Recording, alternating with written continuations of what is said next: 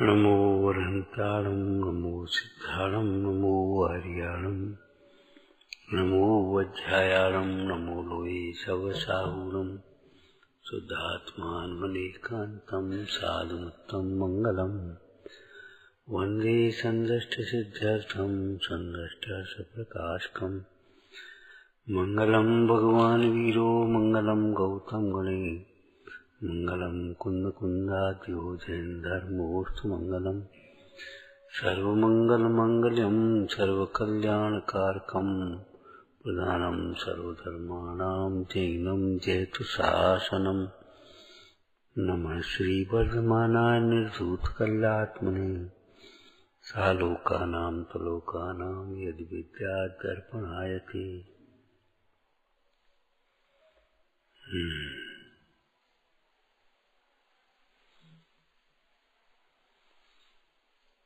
सम्यक दर्शन के 8 अंगों की चर्चा करते हुए अमृतचंद स्वामी ने कहा ये 8 अंग कर्म को छेदने वाले हैं। सुमंतवत स्वामी ने दूसरे ढंग से कहा नांगहीनम मलम छेदतुम दर्शनम जन्म संततम। इन अंगों से रहित सम्यक दर्शन कर्म को रूपी मल को छेदने में समर्थ नहीं होता। वो तो वही बात है। अब इनका अकेले में बैठ कर के चिंतन करे तब बात बने। अकेले में बैठ कर के चिंतन करे तब बात बनेगी। यहाँ पर दया की चर्चा की प्रधानता से कही। शंकावान जी दयालु नहीं होता, वह अपने को दुख रूपी गर्त में गिरा भयभीत रहता है। शंकाशील मन निरंतर भयभीत रहता है और उससे जीव स्वयं दुखी होता है और अन्य जीवों के दुख में निमित्त होता है। इसलिए निशंकित अंग भी जैसे पुरुषार्थ सिद्धिपाय में सर्व व्रतों को अहिंसा के अंतर्गत कहा, ऐसे यह 8 अंगों को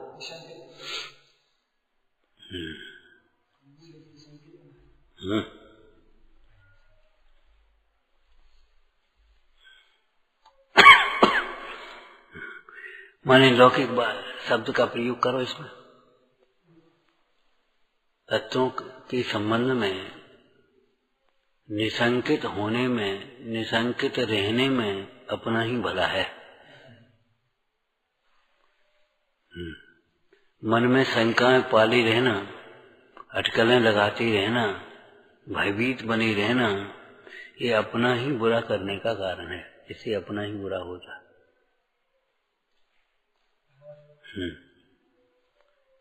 प्रश्नोत्तर का एक दूसरा नाम शंका समाधान भी है। जब कोई बात कही जाती है और अपन विपरीत मानते चले आ रहे हैं और प्राय लोग विपरीत मानते हैं या कोई बाहर में विपरीतता दिखती है उसमें, तो शंका तो होती है। जैसे धर्म से सुख होता है, अब किसी ने इंद्रिय सुख को सुख मान लिया और धर्मात्मा जीव के पुण्य के पूर्व पाप के उदय से नाना प्रकार का रोग है, दारिद्र्य है, विपत्ति है, तो कहते धर्म से सुख होता है। देखो ये कहाँ हो रहा है, तुम कहते धर्म से सुख होता है, तो शंका तो होती है। अब शंका होती है तो शंकाशील रह करके धर्म को छोड़ देना, हाँ ये तो विपरीत मार्ग है, दुख को बढ़ाना होगा। ये शंका होती है तो समाधान ढूंढना चाहिए। जैसे प्रसिद्ध तुम्हारे दृष्टांत में मंदिर जाने वाले के कांटे लग गया और दूसरी व्यसनों में जाने वाले को फैलिया मिल गई। अब शंका होना स्वाभाविक है, तो उसे समाधान करो। तो जीव वर्तमान पर्याय मात्र नहीं है, आगे पीछे भी तो है, पूर्व कर्म का भी तो कुछ योग बनता है।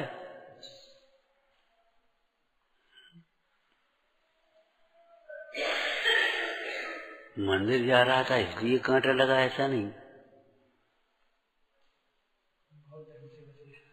हाँ वो सूली से बच गया है। सिनेमा जा रहा था इसलिए थैलियां मिली, ऐसा नहीं। राजगद्दी मिलनी थी, थैलियां मिल करके रह गई। तो अब कर्म के उदय का जब ज्ञान होगा, वहां उस निमित्त नैमित्तिक संबंध को घटाओगे तो तुम्हारी शंका निर्मूल हो जाएगी और समझ में आ जाएगी धर्म। मतलब कांटा लगना धर्म का फल नहीं है, कांटा लगना तो पूर्व पाप कर्म का फल है। वर्तमान के धर्म का फल क्या है ये बताओ इसमें, कि कांटा लगने के काल में भी आकुलता नहीं होना, आर्त ध्यान नहीं होना, हाय हाय संक्लिष्टता नहीं होना, ये तत्व ज्ञान का धर्म का फल।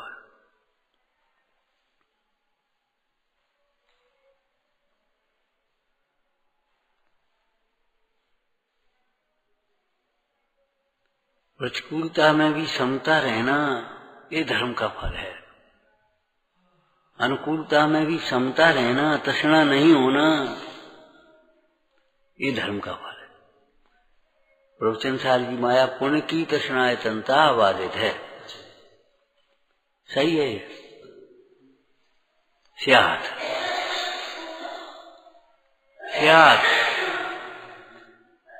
ज्ञानी के नहीं, अज्ञानी।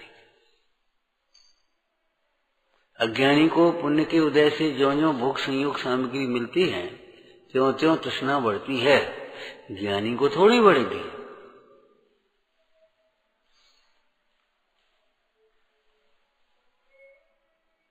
मोही जीव के या संसारी जीवों के लिखा पुण्य की तृष्णा चंता आबादित है कि लिखा तो नहीं है, नहीं लिखा हो तो भी समझना चाहिए।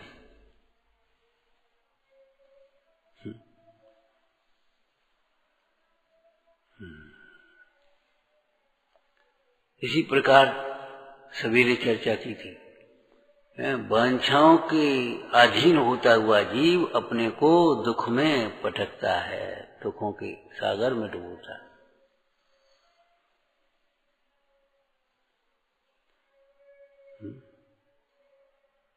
वांछा, काय की वांछा?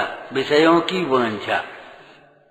मुख्य रूप से विषयों की वांछा को वांछा कहते हैं कि धर्म की वांछा भी तो वांछा है। विषयों की वांछा छुड़ाने के लिए धर्म की वांछा को चरणान योग प्रथमान योग शैली में वांछा नहीं कहेंगे, तो भी निर्वांछक कहेंगे। जब लो नहीं शिव लहू तब लो देव ये धन पावना, सत्संग श्रद्धा चरण सुत अभ्यास आत्म भावना। मेरे निचा कछ और ईश रत्नत्रय निधि, ये मुनि तो वांछा तो हुई। ऐसे जीव को निर्वांछक ही कहेंगे। विषयों की वांछा रहित जीव को मुख्यपने निर्वांछक कहते हैं। तो विषयों की वांछा वाला जीव दुखी होता है, वांछा से दुख होता है। वांछा से विषय भी नहीं मिलते, सुख तो मिलता ही नहीं, विषय भी नहीं मिलते। और वांछाओं के अधीन होता हुआ जीव कितना क्रूर हो जाता है। एक प्रसंग सुनाया था तुम्हें।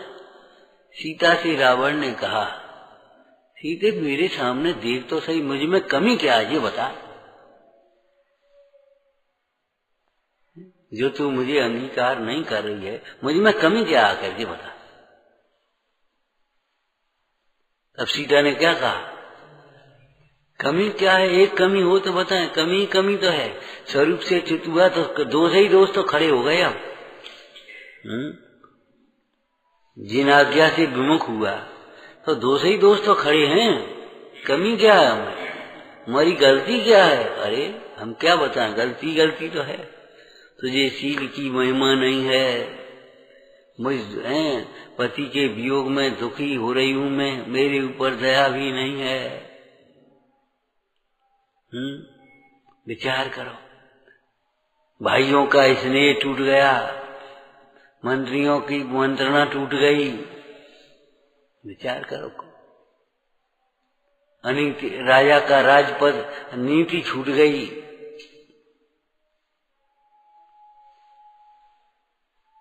विषयों की वांछा से जीव कितना परिचित होता है। तो निर्वांछक अंग ही से ही अपना भला होता है। इस संबंध में चर्चा की थी। देखो भाई, वांछा से विषय नहीं मिलते, विषयों से सुख नहीं मिलता। वांछा से विषय नहीं मिलते तो विषयों की वांछा व्यर्थ हो गई, पहली सीढ़ी। अब विषय पुण्य से मिलते हैं तो पुण्य की वांछा करो, तो पुण्य की वांछा से पुण्य नहीं होता। धर्म की वांछा करने वाले जीव को पुण्य होता है। धर्म की वांछा करने वाले को जीव को पुण्य होता है, पुण्य की वांछा वाले को पुण्य नहीं होता। तो धर्म की वांछा करो, कि धर्म की वांछा करने वाले को धर्म नहीं होता। स्वरूप को चाहने वाले को, स्वरूप में दृष्टि वाले जीव को, स्वरूप की भावना वाले जीव को धर्म होता है। तो स्वरूप की वांछा करो, कि वांछा से स्वरूप की प्राप्ति नहीं होती। इसलिए अकलंक देव का वो वाक्य बहुत याद आता है, तू सर्व प्रकार से निर्वांछक हो। मोक्ष की वांछा से भी मोक्ष नहीं होता। इसको दूसरे शब्दों में बोलना, सुख की वांछा वाले जीव को सुख नहीं होता। अतीन्द्रिय सुख की वांछा वाले को भी सुख नहीं होता। इंद्रिय सुख की वांछा वाले को तो पाप होता है। अतीन्द्रिय सुख की वांछा वाले जीव को भी क्या होगा? पुण्य होगा।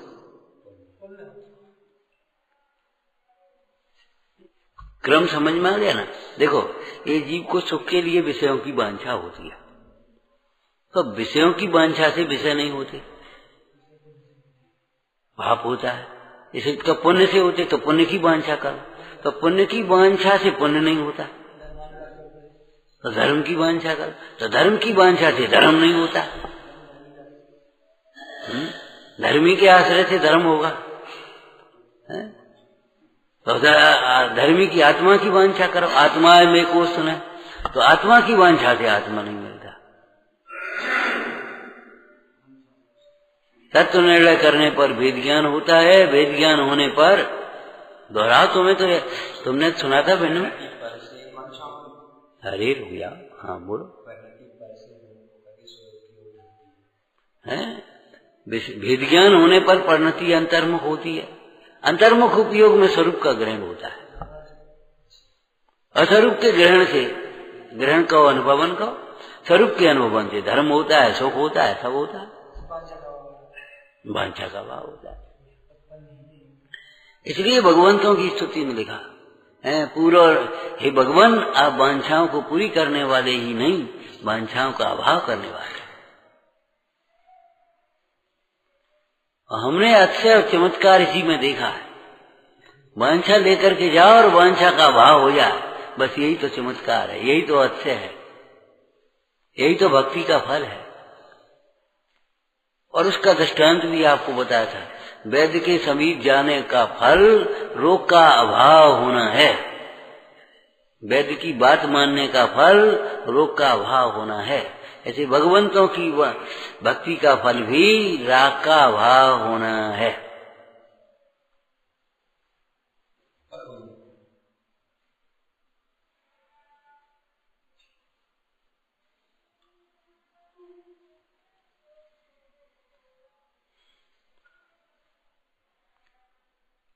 कुंद स्वामी ने जब सुंदर सार जी की ग्रंथ लिखने की प्रतिज्ञा की तो एक बात लिखी, दर्शाऊं तो करना प्रमाण।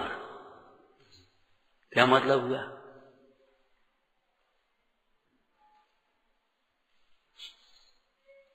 दर्शाऊं तो करना प्रमाण, वैसे ही हाँ हाँ मत कर देना।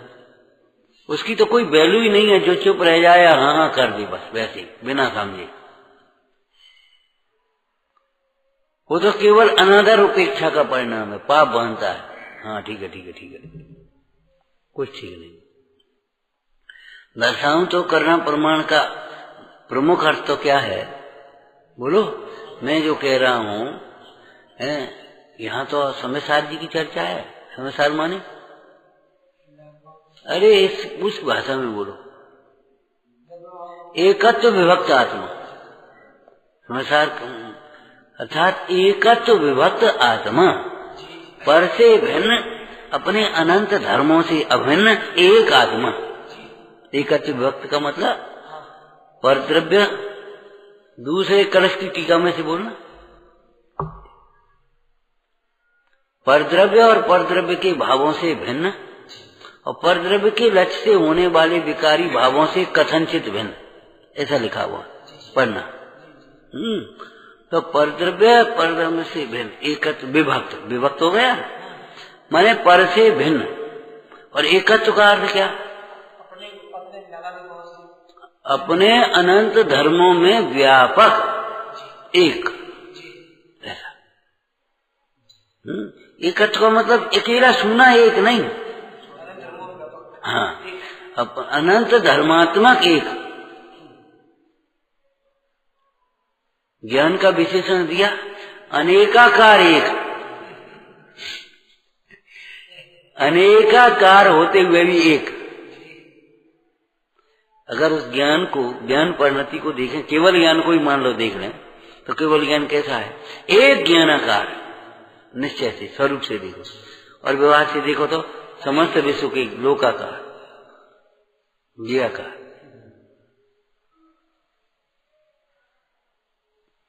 तो अनेकाकार एक, एक नहीं, अनेकाकार एक।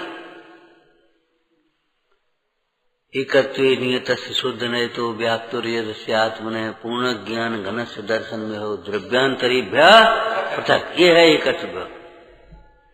तो एकत्व विभक्त आत्मा को दर्शा रहे हैं, इसलिए सीधा उन्होंने लिखा स्वानुभव से प्रमाण करो। ध्यान रखना, स्वर्ग अगर स्वर्ग की चर्चा शास्त्र में करें और हम कहीं स्वानुभव से प्रमाण करो तो ये नहीं बात, ये तो आगम से प्रमाण होगी, अनुमान से प्रमाण होगी। आगम और अनुमान से जाने जाएंगे, युक्ति से। स्वानुभव से कैसे प्रमाण करें? लेकिन शुद्धात्मा है, अतीन्द्रिय ज्ञान सुख है, मोक्ष मार्ग है, ये स्वानुभव से प्रमाण है। ज्ञान को लक्षण क्यों कहा, उसका एक हेतु आपको मालूम है? ज्ञान जीव का असाधारण गुण है, तो असाधारण गुण तो सुख भी है।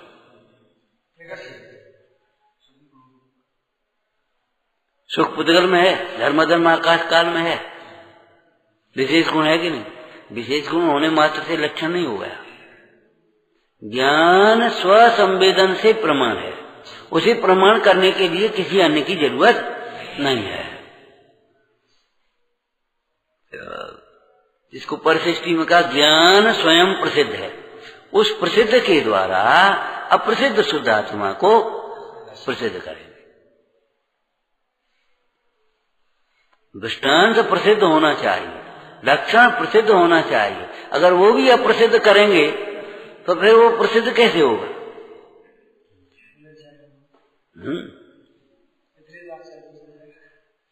तो कहते आत्मा को तो स्वानुभव से प्रमाण करने की बात आ गई, लेकिन स्वानुभव से प्रमाण तो बहुत बाद में होगा। पहले तुम प्रमाण है ये बात मान करके चलो। सर्वज्ञ द्वारा कर प्रमाण कैसे कहा? प्रामाणिकता, ग्रंथ की प्रामाणिकता मुख्य मार्ग प्रकाशक बोलो। इस ग्रंथ के मूल कर्ता तो सर्वज्ञ देव है वह, और झूठ जो बोला जाता है, अन्यथा कथन होता है, झूठ शब्द बहुत बुरा है। अन्यथा कथन जो होता है या तो अज्ञान से हो या राग द्वेष से हो, लापरवाही से, प्रमाद से। तो उनके ना अज्ञान है ना प्रमाद है, वितराग सर्वज्ञ, इसलिए उनका कथन अप्रमाण नहीं हो सकता। केवली भगवान के द्वारा कहे हुए होने से ये प्रमाण रूप कथन है। तो पहले तो तुम सर्वज्ञ के वचन होने से प्रमाण करो। अब तुम अपनी ढेर कर लगाओ, वो हमारी समझ में नहीं आ रही, शांति रखो। नहीं समझ में आ रही तो अभी ना मत करो, समझने की चेष्टा तो कर पाओगे। और तुम्हारी समझ में नहीं आ रही, तुमने वैसे ही मना कर दिया, ना कर दी, तो तुम कभी समझ नहीं पाओगे। इसलिए दर्शाऊं तो करना प्रमाण, ये सर्वज्ञ का वचन है ऐसा मान करके प्रमाण करो। फिर युक्ति से प्रमाण करो क्योंकि जो स्वयं सिद्ध होता है, अनुभव से सिद्ध होता है, वह युक्ति से भी सिद्ध होता है, आगम से भी सिद्ध होता है। न्याय है ये। जो स्वयं सिद्ध है वह आगम से भी सिद्ध है, युक्ति से भी सिद्ध है। तो युक्ति से भी अगर सिद्ध, आप पहले आत्मा का जो स्वरूप एकत्र वक्त कहा जा रहा है, देह से भिन्न आत्मा कहा जा रहा है, राग से भिन्न आत्मा कहा जा रहा है, कर्म से भिन्न आत्मा कहा जा रहा है, तो आप उसमें लगा, युक्ति भी लगेगी। ऐसा नहीं, आगम में भी लिखा है शुद्धनय से, जहां देह और आत्मा को एक कहा गया वो व्यवहार न्याय का कथन है, लेकिन शुद्धनय से आत्मा को देह कर्म आदि से न्यारा कहा गया है आगम। ठीक है। अब विचारना युक्ति से, अगर देह से भिन्न नहीं होता तो मरण के समय भिन्न होता हुआ दिखाई देता है, राग से भिन्न नहीं होता तो फिर 11वें 12वें 13वें गुण स्थान में राग से भिन्न होता हुआ दिखाई देता है। कर्म से भिन्न नहीं होता तो मोक्ष सिद्धालय में कर्म से भिन्न होता हुआ दिखाई देता है। युक्ति न्याय है, जो भिन्न है वही भिन्न होता है, जो भिन्न नहीं है वह भिन्न नहीं होता। दृष्टांत बोलो। हाँ, वे मोक्ष में भी भिन्न नहीं होते। ज्ञान दर्शन सुख आदि आत्मा से मोक्ष में भी भिन्न नहीं होते।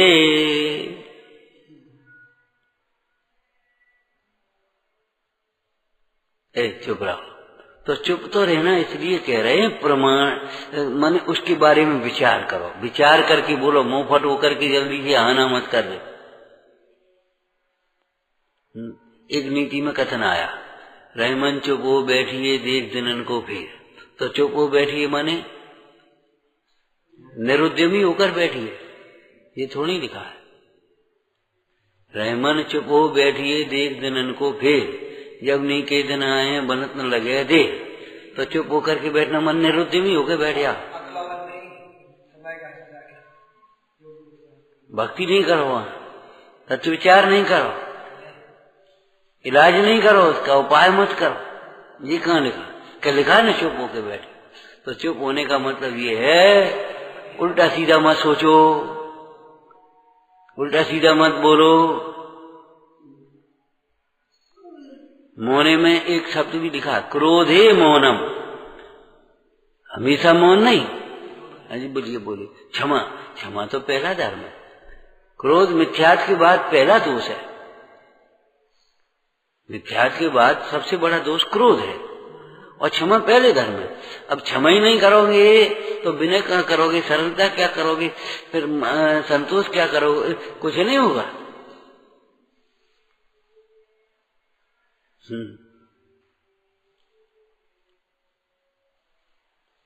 क्रोधी मौनम लिखा है, कसाय के प्रसंग में मौन लिखा है, सर्वत्र मौन तो नहीं लिखा है। और मौन तो इसलिए है कि उतनी देर में हम उसका चिंतन करके योग्य उत्तर ढूंढ लेंगे।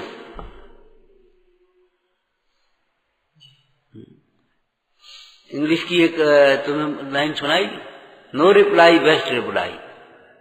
लेकिन इसका अर्थ ये थोड़ी है चुप रह गए और जो करना है सो कर रहे, ये बेस्ट रिप्लाई नहीं।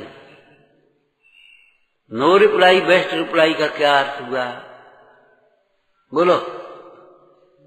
हमने मुख से नहीं कहा लेकिन आचरण से उत्तर दिया। हमने मुख से नहीं कहा, कल से जो मिलेगा शांति से भोजन करोगे, बोलो क्या कह रहे? चुप रह गए, लेकिन भोजन के समय आप बिल्कुल शांति से बैठे रहे। ये है बेस्ट रिप्लाई। ठीक है देखेंगे देखेंगे सोचेंगे सोचेंगे वो, और वो क्या करें बनती नहीं। जी गलत होता है। नो रिप्लाई बेस्ट रिप्लाई का मतलब ये नहीं है चुप रह गए और फिर कल अल्लाह करने लगे। मुंह से भी उत्तर नहीं दिया और आचरण से भी उत्तर नहीं दिया, ये तो महान अभिनय है। महान अभिनय, बड़ी अभिनय है। महान तो नहीं लगाएंगे, कहीं कहीं लिख देते शब्द, लेकिन महाअभिनय माने बड़ी अभिनय है ये। आदर भाव खत्म, बिल्कुल कुछ नहीं। तो दर्शाऊं तो करना प्रमाण का मतलब ये है, ये हमारे गुरु कह रहे हैं, समझदार कह रहा है, ग्रंथ कह रहा है। हमारी समझ में नहीं आता, समझने की चेष्टा करो, चुपचाप समझ में आ जाएगा जब विचार करोगे तो। समझने के तरीका क्या होते हैं? कहे हुए एकाग्र होकर के सुनना, पढ़ना, और कहे हुए उस पर बारंबार विचार करना। फिर नहीं समझ में आए तो फिर पूछना। इतनी गैप चाहिए तुम्हें, इतनी गैप, बारंबार विचार। अच्छा, बारंबार उसके ऊपर विचार करने पर कौन विचार करेगा? जो उसका गर्जी होगा, आलसी होगा। वो कैसे करेगा? गर्जी होगा, विनयवान होगा, सरल होगा। जो विनयवान सरल है, ठीक है, हम सवेरे विचार करके बताते, वो विचार करते हैं, वो हमने विचार किया, फिर आप कह रहे तो सही था, ठीक है। क्योंकि आगम के कथन ऐसे हैं जो वे कहेंगे तो वो सही ही होगा, गलत नहीं हो सकता। तुम विचार करोगे तो तुम्हारी मंदता आएगी, मोह की, मान की, तो तुम्हें वो बात भाषित हो जाएगी। ये बात है। तो दर्शाऊं तो करना प्रमाण का मतलब ये है, नहीं समझ में आई तो निषेध करने लगे, ये अभिमान है। उस पर गौर नहीं किया, उसके ऊपर कुछ विचार नहीं किया, कुछ सोचा समझा नहीं, जो अपने ढर्रा चल रहा है चलने दो, ये तुम्हारी, ये मत करना। पश्चात फिर स्वानुभव से जब प्रमाण होगा तब तुम्हें वो यथार्थ भाषित तो हो जाए।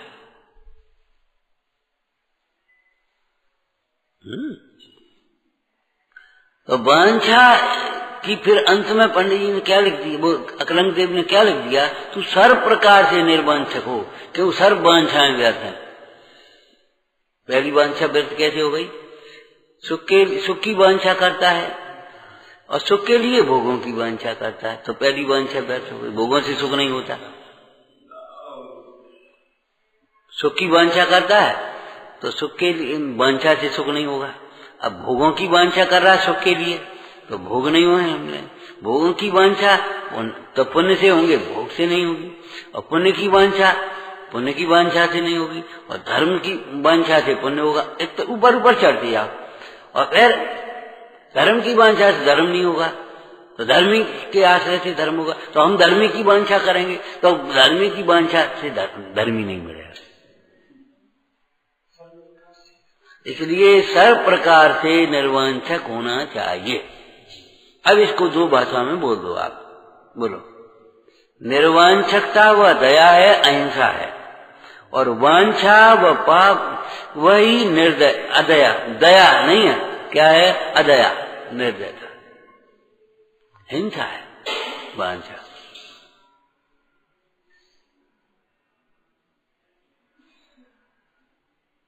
इसलिए दया जो निर्वांछक अंग है वही स्वपर कल्याणकारी है।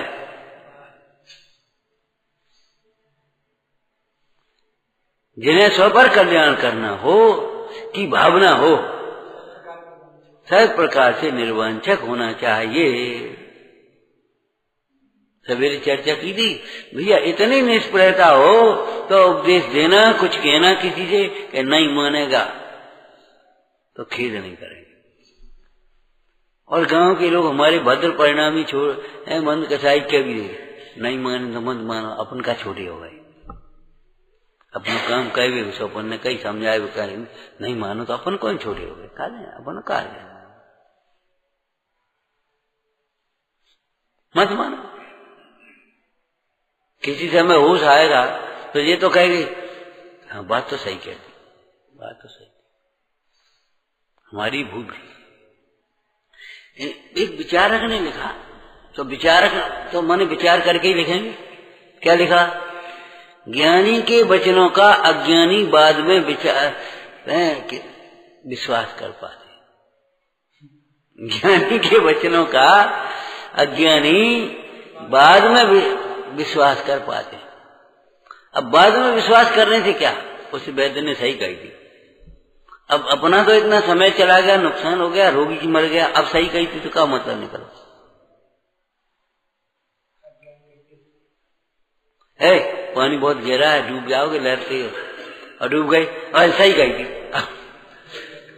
अब बताओ क्या मतलब निकला। तू पहले विश्वास कर लेना चाहिए था ना।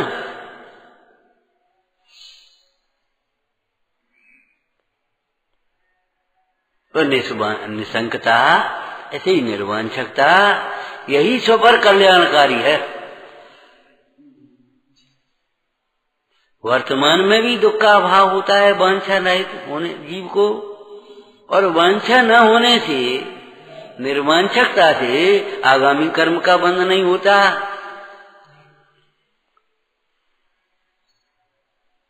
पूर्व काल के कर्मों की निर्जरा होती है, भूतकाल में बंधे हुए कर्मों की निर्जरा होती है।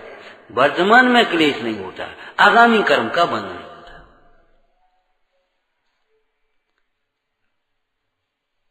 समझ में आया ना।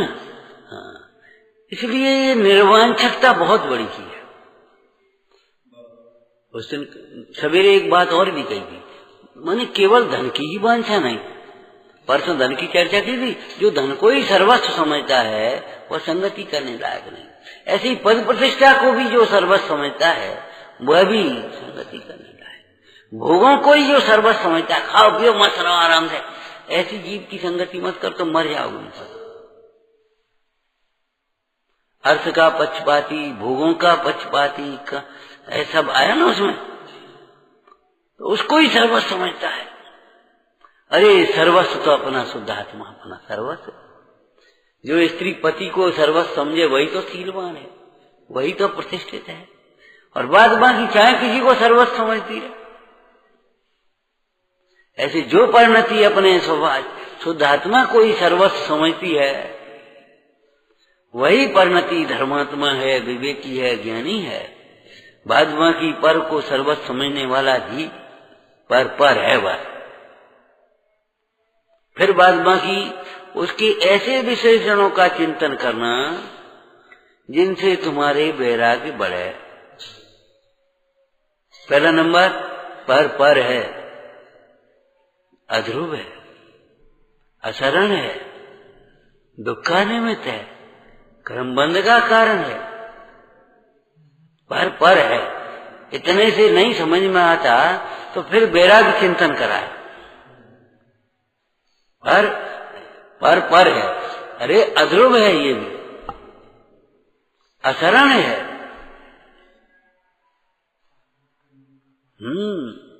इन पर द्रव्यों के प्रति प्रीति ये संसार है। याते तो को तूर धार, पर द्रव्यन ते मोह निवार।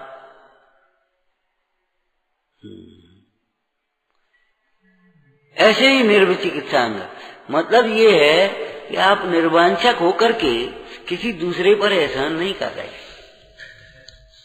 निर्वांछक होना ये स्वयं को ही सुखी बनाना है।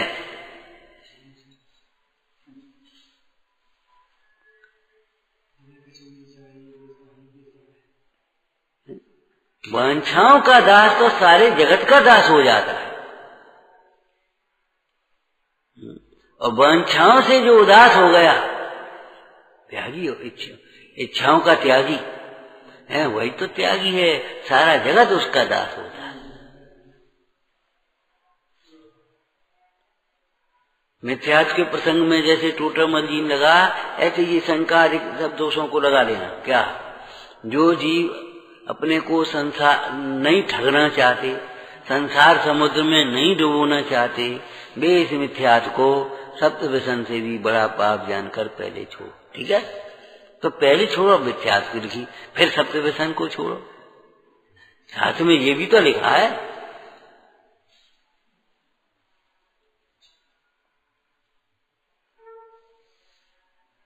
सप्त व्यसन से पहले मिथ्या छोड़ो। चलो तो बाकी बात सप्त व्यसन बने रहेंगे, फिर कैसे बने रहेंगे बताओ। वहां गणित मिथ्या की चर्चा है ना। उन्होंने कहा उसके बाद क्रोध को, जो अपने को संसार समुद्र में नहीं डुबाना चाहते हैं वे क्रोध को छोड़ो, जो भव समुद्र में नहीं डुबाना चाहते हैं वे वांछा को छोड़ो, जो भव समुद्र में नहीं छुड़ाना चाहते वे ग्लानि को छोड़ो। भव समुद्र में नहीं छुड़ाना चाहते, डुबाना चाहते, डूबना चाहते हैं वे मूर्खता को छोड़ो। किसी की बातों में मत आ जाओ। वो अपने बिंदु पूछी थी, बिन्ने ऐसी कही थी, बिन्ने ऐसी कही थी। किसी के खाने से जहर खाओगे तो मरोगे तुम।